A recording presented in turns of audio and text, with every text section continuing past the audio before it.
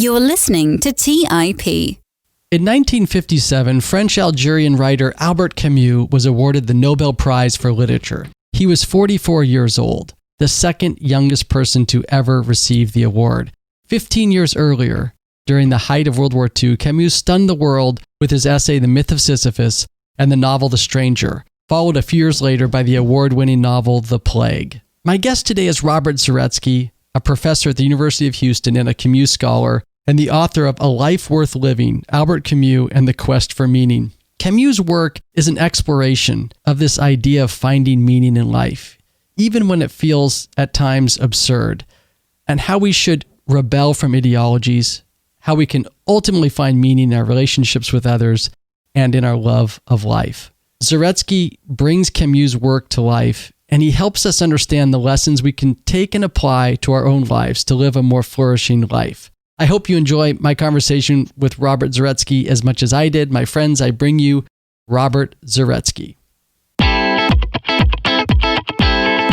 You're listening to The Good Life by the Investors Podcast Network, where we explore the ideas, principles, and values that help you live a meaningful, purposeful life. Join your host, Sean Murray, on a journey for the life well lived.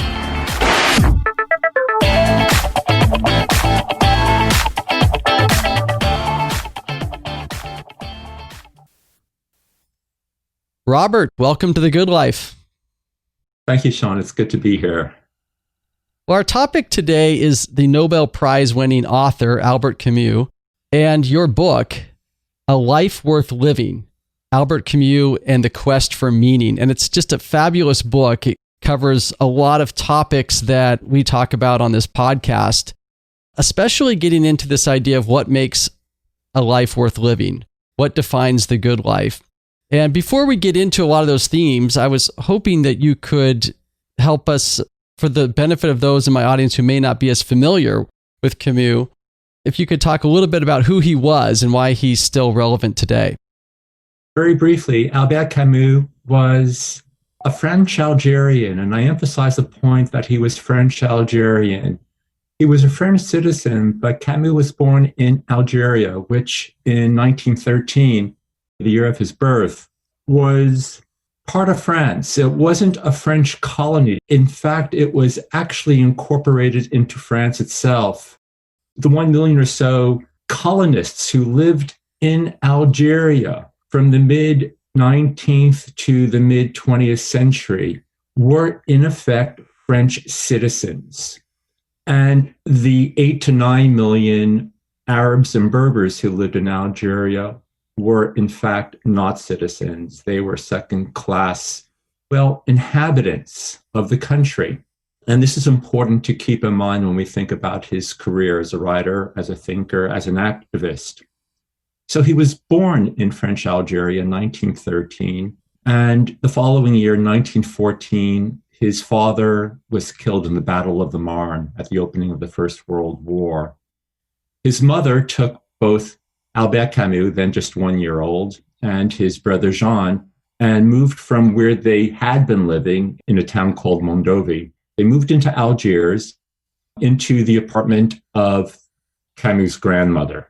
And that's where he remained until the age of 18 when he went to the University of Algiers. Now, there were a few things to keep in mind about his childhood, about his upbringing. Albert Camus' grandmother and mother were both illiterate.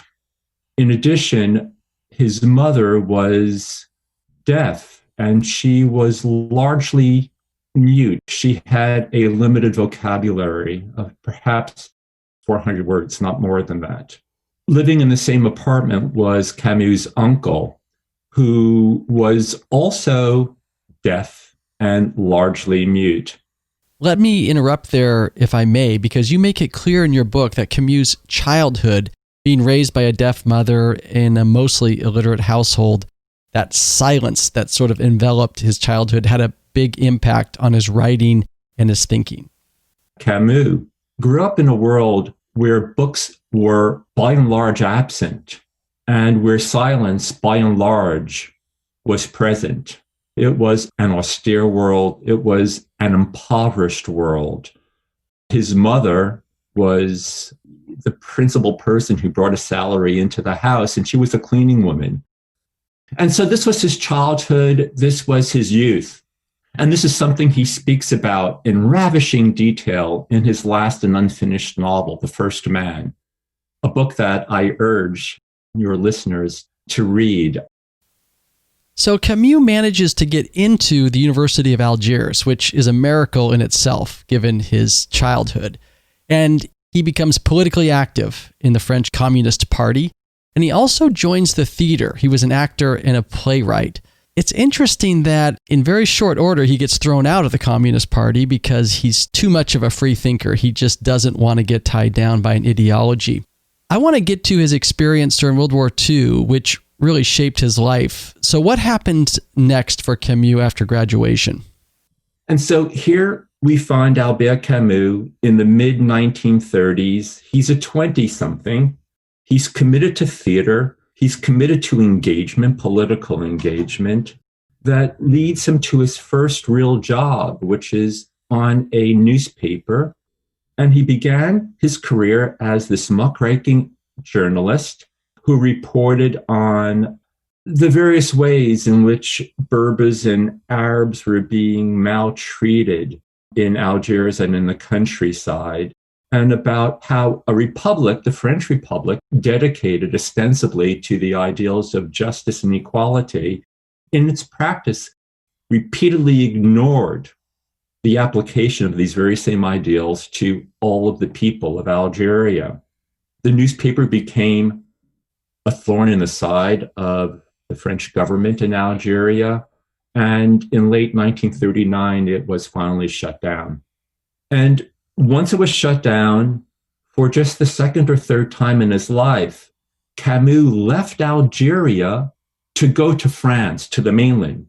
And he had a job with another newspaper called Le Soir, The Evening, waiting for him in Paris. And it was while he was in Paris, Sean, that what had been the phony war between France and Germany turned to a very real war in May of 1940, when the Germans invaded through northeastern France, the Ardennes forest. And quite suddenly, from one day to the next, the French Republic is on its back foot, in retreat, unable to respond militarily to the German invasion. And this leads to something that the French call l'exode, the Great Exodus, where millions of Frenchmen and women poured onto French highways and roads and tried to make their way south in order to escape.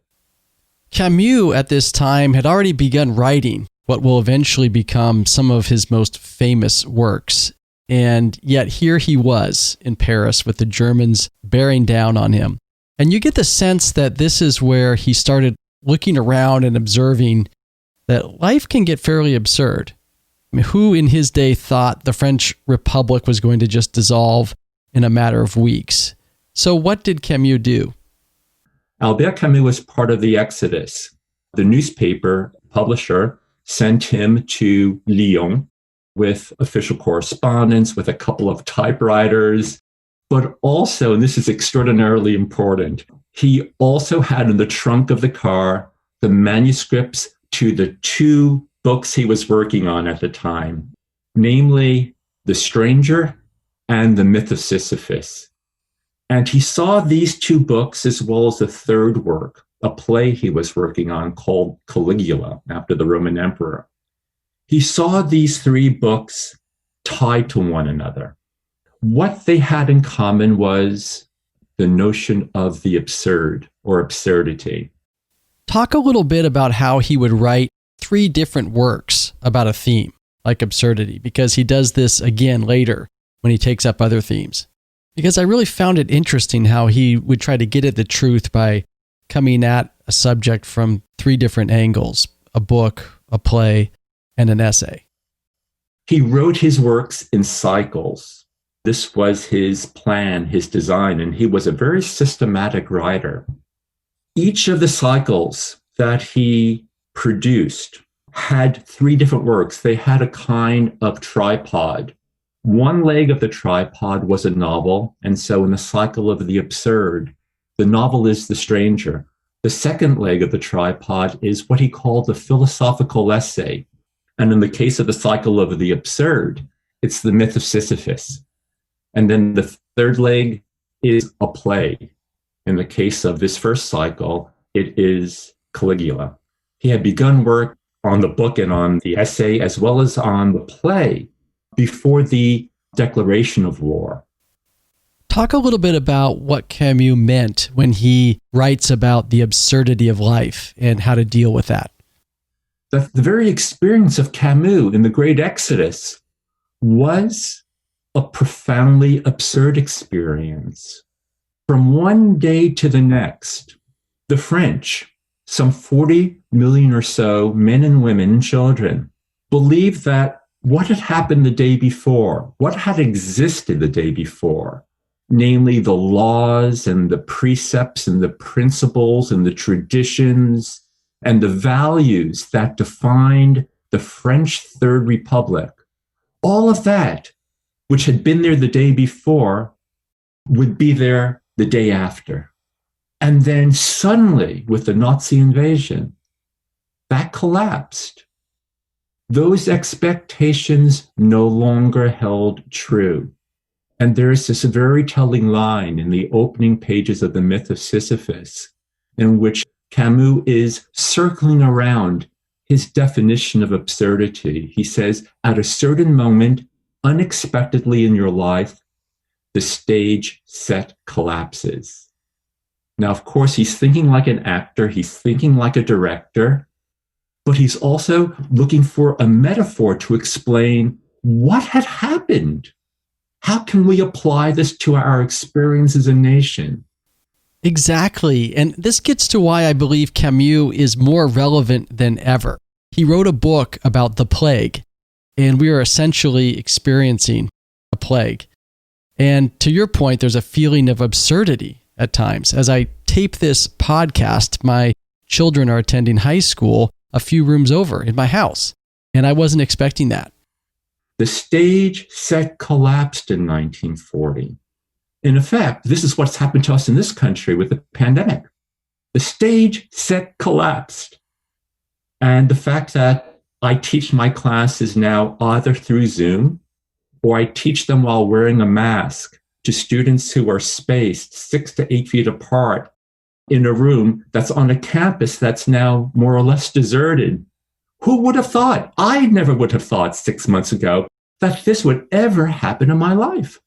And it has. And so his experience in the opening phases of that war underscored the thisness, if you will, of the absurd.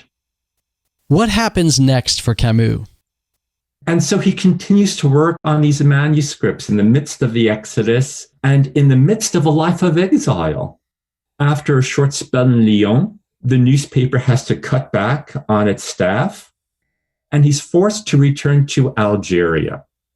I should mention that while he was in Paris, he married a woman he had met about 2 years before in Algeria, a remarkable woman by the name of Francine Faure, who was a mathematician, a math teacher, as well as an accomplished pianist. They married in Paris. Francine and Camus returned to Algeria, and suddenly this 20-something without a job is teaching in Oran, Algeria's second largest city, and they're teaching in Oran because he can't afford to remain in Algiers. He doesn't have the money for rent.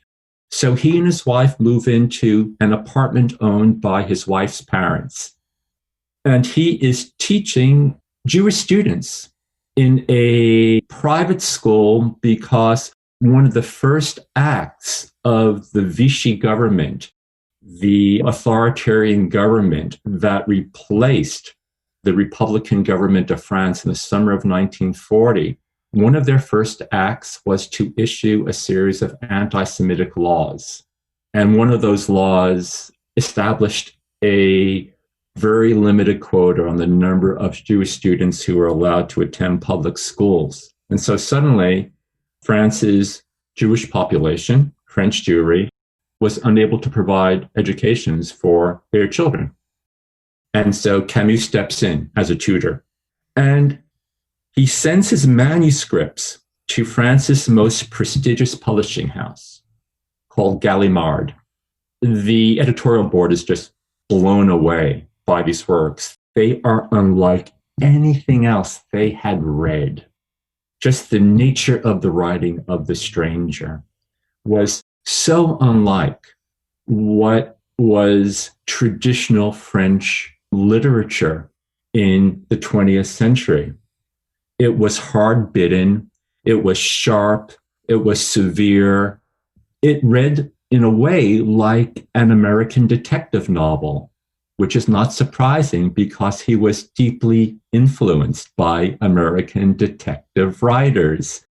That's interesting because detective novels are considered to be sort of trashy, and it's not the sort of literature that's typically recognized by the Nobel Prize Committee. So who was he influenced by?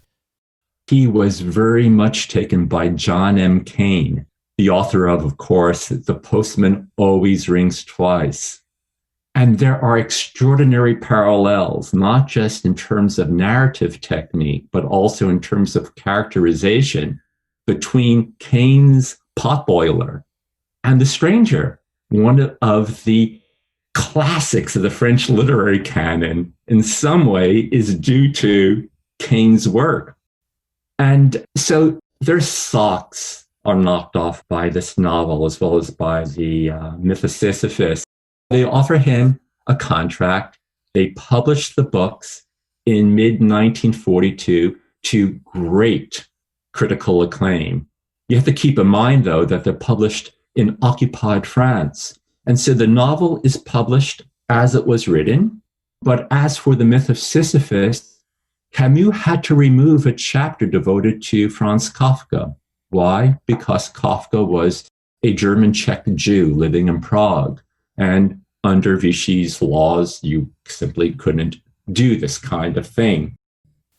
Wasn't it around this time that his health started to fail? And I think this is important because his mortality started to weigh down on him. And that impacted his writing and how he thought about his life and finding meaning in his life. He had learned when he was 17 while playing soccer that he was tubercular. He was playing soccer and he began to cough up blood and he was diagnosed with tuberculosis. And it was something that he lived with ever since the age of 17. The problem in 1942 is that the tuberculosis had spread to his other lung. And his doctor said, if you don't get yourself to the appropriate climate, you're going to die. And so he and Francine took a boat back across the Mediterranean to France. And they went to a small town where there was another family connection. They had a farmhouse there in the foothills of the Alps. And the farm where he went was just outside of Chambon. He made his home there. Francine, after a few weeks, returned to Oran because she was teaching. It was while he was in Chambon in November of 1942 that the Germans invaded what was then the unoccupied or the free zone of France. And when that invasion happens by the Germans, which was unopposed by the French military, of course, in his journal, Camus wrote that day, trapped like a rat. He could not go home to Algeria. And at roughly the same time, he wrote, absurdity teaches nothing. And it was shortly after those entries that Camus goes underground and joins the resistance. And he eventually becomes editor of perhaps the most important, the most influential resistance newspaper by the name of Combat, which was also the name of the resistance movement for which the journal was its voice piece. And this is the Camus that many of us know today, basically the poster child for the French resistance, because he's so photogenic and he writes so well and he's so unlike so many other products of the French literary world who went to the elite schools and were Parisian through and through. Camus was just completely different and so attractive for that reason. And for the next year and a half, we find Camus in the Resistance writing editorials, making a name for himself, making a name for the resistance to the world beyond France, and most importantly, making a name for existentialism. So in 1944, with the liberation of France, and Albert Camus appears as this dapper, as this dashing representative of the resistance and of this new school of thought called existentialism. That was a tour de force there of Camus' life up through the end of World War II. What I'd like to do is go into some of these themes, because in the book, you explore certain intellectual and moral themes that Camus writes about and that you find that you believe to be kind of essential to defining a life worth living. And one of those we sort of hit on, which is the absurd. In the triad, or the three works that he explores the absurd, one of those is the Myth of Sisyphus. And maybe we could go into that. One thing I really enjoyed about Camus and the way that you explored his work is how he related to the ancient Greeks, he related to myth, and he explores absurdity through this famous myth that we have of Sisyphus. So maybe we could talk a little bit about that and also relate it to what we're going through now, the absurdity that we are sort of facing in our own lives with this COVID-19 and other things that we're dealing with. He makes the case in the Myth of Sisyphus that absurdity is really something that happens when two other things merge. One of those things is humankind's desire for meaning. This is what's deepest and most fundamental to us, Camus believes. We demand purpose. We demand meaning. We must have a reason, something with which we can invest our lives. And we tend to look to the world, or we tend to look to the skies to know what that meaning is. We tend to look to something transcendental, be it God, be it another deity, be it a Platonic ideal, be it as it was for the communists' history with a capital H, something that is far greater than us, that invests our lives with purpose or meaning. But the world, for Camus, lacks this transcendence. There are no transcendental foundations. There are no transcendental solutions to our quest for meaning. So the absurd for Camus is we keep demanding answers to our questions, not unlike Job. We want to know why things are the way they are. And as is the case for Job, until the voice from the whirlwind speaks, there's no reply. And it's that silence, more than once, Camus calls a tender but indifferent world. That's what generates absurdity. It's when our pursuit of meaning and the world's refusal to tell us what that meaning is, what results, what issues from that collision is absurdity.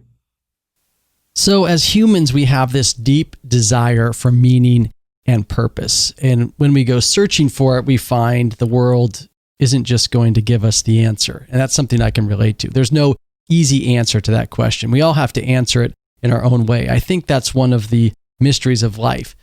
But you might think that, oh, well, Camus must be a nihilist. He must be someone who says there is no meaning. But he wasn't.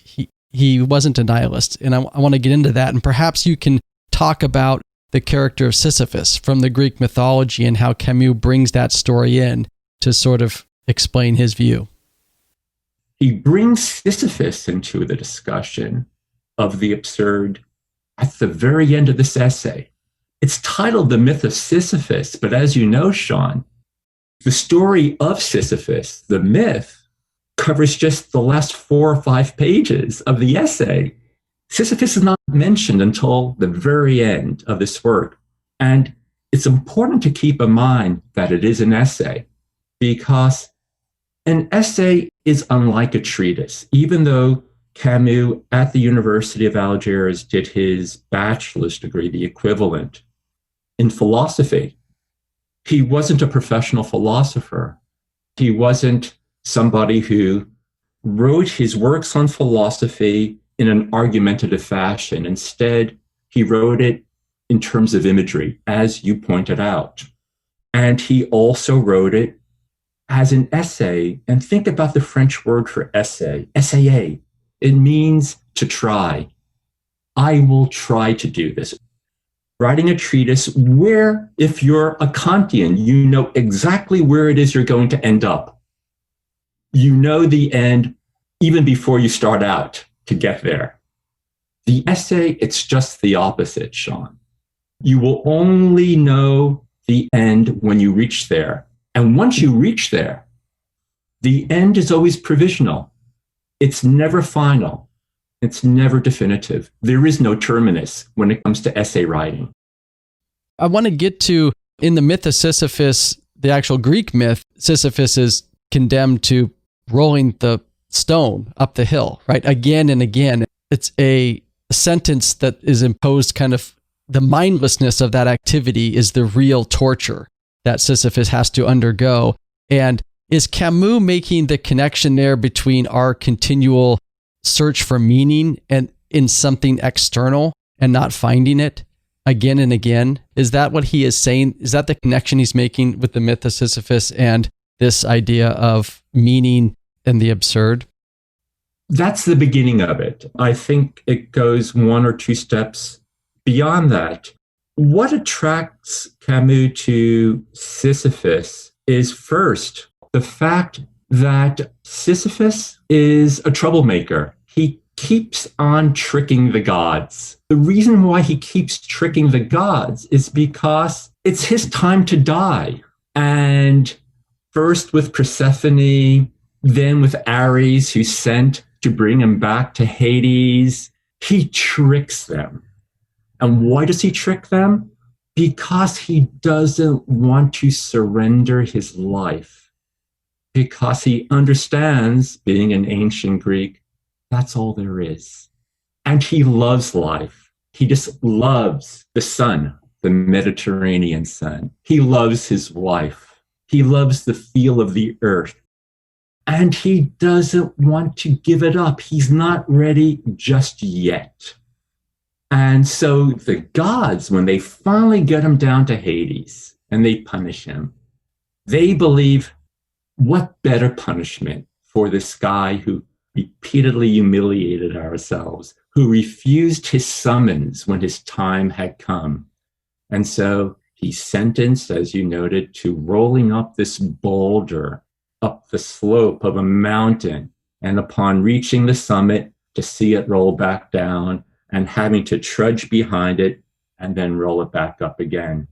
Now, the meaning, I believe, for Camus in all of this, and why the very last line is, we must imagine Sisyphus happy. Who could be happy doing this? And yet, Camus' Sisyphus is somebody who, at the summit, as he watches the boulder begin to go back down the slope, in Camus' account, he pauses as he watches it go down. And that pause, I think, is all important because he's reflecting on what his punishment is and how can he trick the gods one more time. So he follows the boulder down, he shoulders it, and in shouldering it, he makes it his own. He basically invests himself in this punishment, depriving the gods of what they think they've done to him. In each and every trip he takes up that mountainside, and in the pause as he watches it go back down, he thinks of ways in which it can vary, in ways in which he can leave his signature on that next trip. This, at least, is Camus' interpretation, he will not allow the gods to break his resistance. So he finds meaning in that punishment. Exactly. He embraces, if you will, the absurdity of the punishment and of his predicament. But once again, it's important to keep in mind that Camus does not stop here, that what we have with the myth of Sisyphus, and of course with the stranger in Caligula, is a diagnosis of the absurd, of our absurd condition. But by 1942, after he had already completed the myth of Sisyphus, Sean, and as he saw what was happening in France, he realized that it was no longer enough to simply rest with a diagnosis or to embrace the punishment. You had to do something more. You had to invest your person into a greater cause than you yourself. And that is the reason why he joins the resistance. And that's what leads him to his next cycle of works, what he called the cycle of rebellion or revolt. Let's transition to that. Let's talk about the cycle of rebellion, a revolt. You make a distinction between revolt and revolution. Can you talk a little bit about that?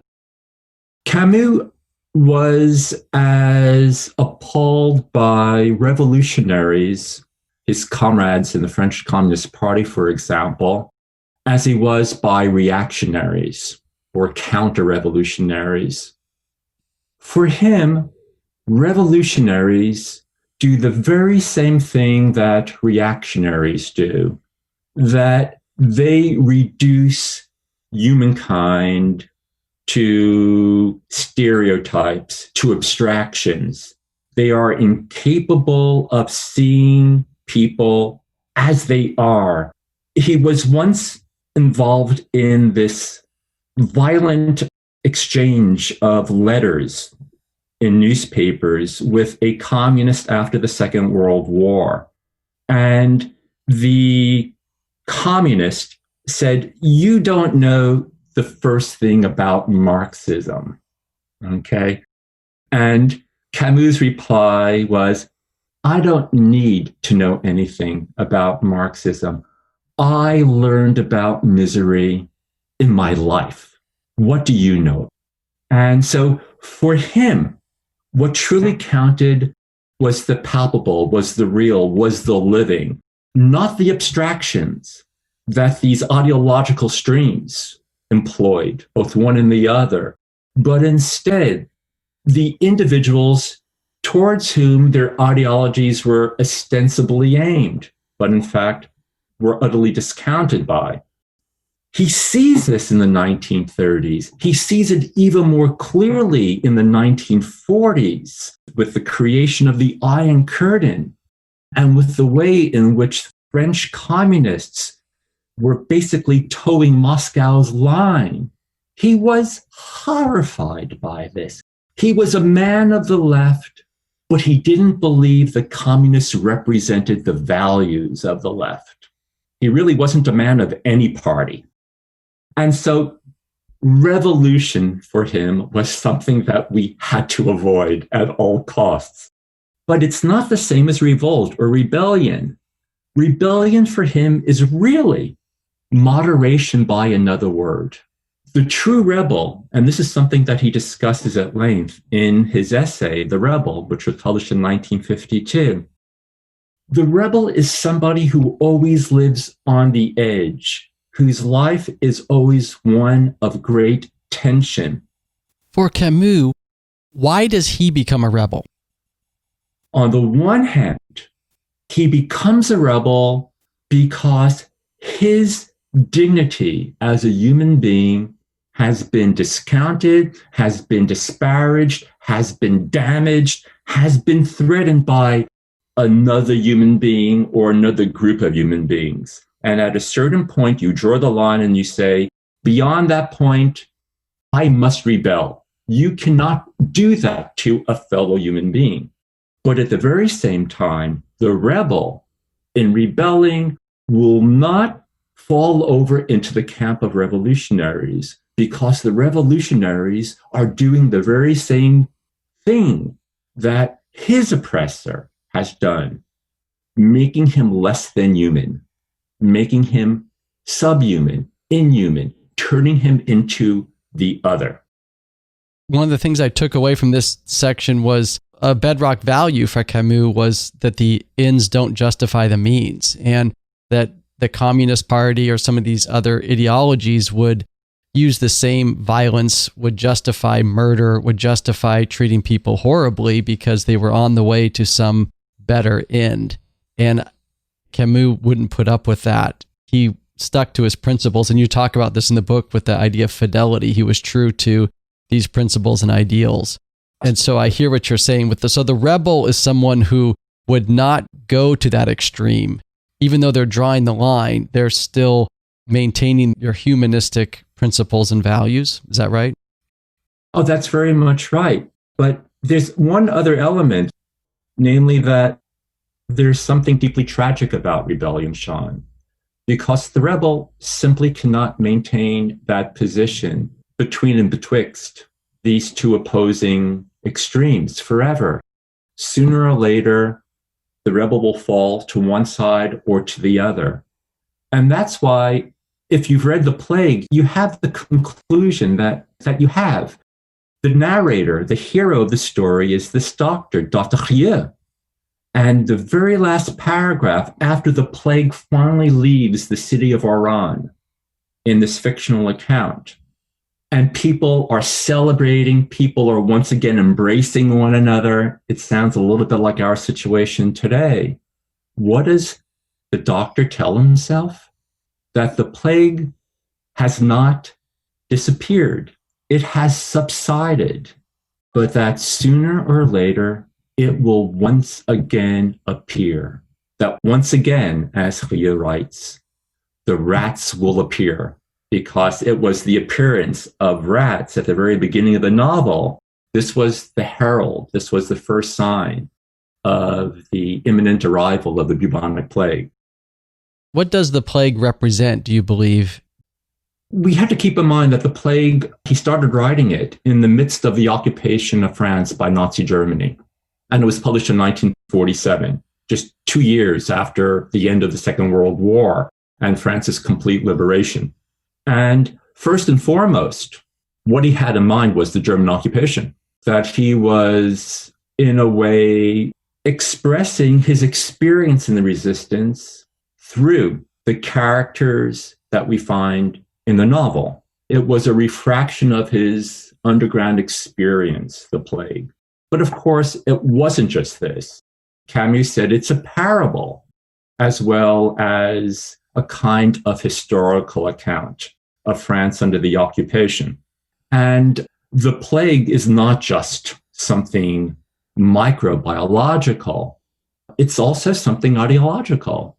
And this became, not only was this all too apparent during the war, when France was subject to the totalitarian ideologies of Nazi Germany and fascist Italy, but once again, after the war, Camus sees the rise of yet another totalitarian ideology, Stalin's Soviet Union and Stalinist communism. And so this resistance is not just to microbes.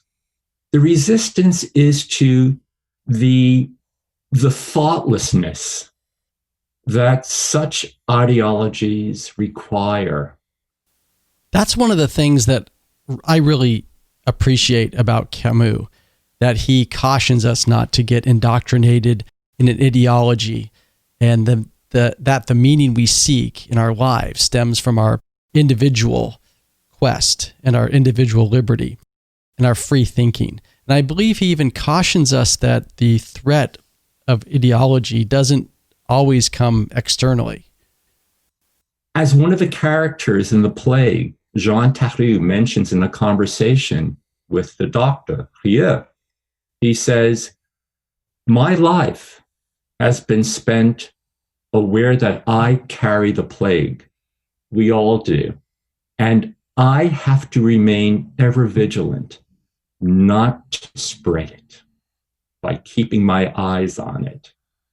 And this, I think, is perhaps the most important of lessons. And I hate drawing lessons from novels. That wasn't why they're written. But if you were to draw one lesson from the plague, especially for our time in this country, it would very much be that. That's a fascinating concept in that each of us has the potential for extremism or extreme ideology. And if we all acknowledge that and are ever vigilant, that is a way for us as a culture and society, a free society, to maintain our liberty and our freedoms. And I think this goes to the heart of your show about the good life and how we can invest ourselves in the good life. One of the points that both the plague as well as the rebel make is that the good life cannot be achieved in solitude and isolation. That the good life for Camus, for the characters in his novel, can only be found in collaboration when they join arms, one with the other. In The Rebel, he makes this point by kind of tweaking the famous formula, I think, therefore I am. And for Camus, it really wasn't that important to affirm one's existence as an isolated mind, which is really what's happening with Descartes' great rationalist point. Instead, what's most important is to affirm our existence in the company of others. So rather than declaring, I think, therefore I am, Camus suggests, I resist, therefore we are. And that's something he always tried to practice in his life. Sometimes he succeeded, sometimes he failed. And what are we resisting in that? I love that formulation, by the way. I resist, therefore we are, which is I'm fighting for something. I'm fighting for meaning in my life. I'm fighting for justice. I'm fighting for love to win out over fear. Exactly. I think that last line is most important, Sean. I'm fighting on behalf of love. Just as he realized after the completion of his cycle of the absurd that it was just the diagnosis. It was a description, but now we needed a kind of prescription, a kind of cure to our tragic condition. He wrote The Cycle of Rebellion. But after completing the cycle of rebellion in the early 1950s, he was still dissatisfied. Rebellion is extraordinarily important, agreed. But it's not just rebellion. As you just asked, it's rebellion on behalf of what, really? It's resistance on behalf of what? And so, towards the end of his life, he dies in a car accident in January of 1960. But about a year and a half, 2 years before the accident, he begins his third cycle, and he calls it the cycle of love. That's what we resist on behalf of, love. And in the 150 or so pages of The First Man, what we have are various takes on love. Love of family, love of friends, love of nature, and really the care for oneself as well. It is an extraordinary work. And as I said, I can only repeat, it's heartbreaking. First, because it's so beautiful, Sean. And second, because it's unfinished. The novel is unfinished. The cycle is unfinished. And Camus' life was unfinished. Perhaps that's the greatest tragedy, that he didn't live long enough to tell us what he thought about love. What more did he have to say about it? And my goodness, that's something that we need to hear today, don't we? Absolutely. And I like how he came back around to the light, the love of nature, some of the joy in life that you described at the beginning of his life, even though he grew up in a fairly stark environment, there was something about the Mediterranean beauty of his youth that he seemed to rekindle as he was writing this third trilogy on love and was reconnecting. There was a line you kept coming back to in the book about something about the light and the Mediterranean light and the sun, and how in the darkest times in his life he would go to that, or he would somehow realize that there is hope, there is beauty out there, and it would sort of save him. Absolutely. And he did believe there was beauty out there. And it was beauty that was distilled by nature. It was beauty that was distilled by family, by friends, by lovers. But I don't know if it also meant that there was hope out there. And we can't escape ultimately the tragic understanding that he has of the human condition. That one of the lines that I like that Camus was fond of repeating was, "There's no reason for hope, but that's no reason to despair." In other words, hope is illusory. And in fact, if we do believe hope exists, we might not, in fact, do very much to act in order to bring about whatever it is we hope for. What's truly important is that we are engaged with one another. It is the activity, it is the effort we make to remain connected with one another, to have a common goal, a humane goal, a just goal, one that recognizes not just the humanity of those who are voiceless, but also recognizes the humanity of those who not only have voices, but spend their time shouting at others. We can never, ever overlook our common humanity. That's a wonderful way to end our discussion. Where can people find out more about your works and what you do? They can go to Amazon, though I would much rather have you go to an independent bookstore site. I go to Powell's Books, and I've written a great deal on Camus, and all they have to do is Google my name and Camus' name, and all sorts of links will come up. But rather than reading my words on Camus, they're not terribly important. What you should be reading is Camus' words. And so I think it would be terrific if your listeners were to go not just to The Stranger, not just to the Myth of Sisyphus, but to The Plague, which really does speak to our situation today, to our national predicament. And go to The First Man as well, which truly is beautiful. And also, and it's just been published by Vintage. It's called Personal Writings, I believe. I just received a review copy, and it's edited by Alice Kaplan. And it's a collection of the essays that he wrote beginning in the mid-1930s when he was a 20-something that are just extraordinarily lyrical, buoyant, beautiful, sensual, not at all like the Camus that most of us think of today. So you might get a copy of the Personal Writings as well. All of those would be a great way to get oriented to Camus. And I also encourage our listeners to start that journey. He's a wonderful writer, and there's much we can learn from Camus. Robert Zaretsky, thank you for being on The Good Life. Sean, thank you for inviting me. It was a pleasure. Thank you for listening to TIP. To access our show notes, courses, or forums, go to theinvestorspodcast.com. This show is for entertainment purposes only. Before making any decisions, consult a professional. This show is copyrighted by the Investors Podcast Network. Written permissions must be granted before syndication or rebroadcasting.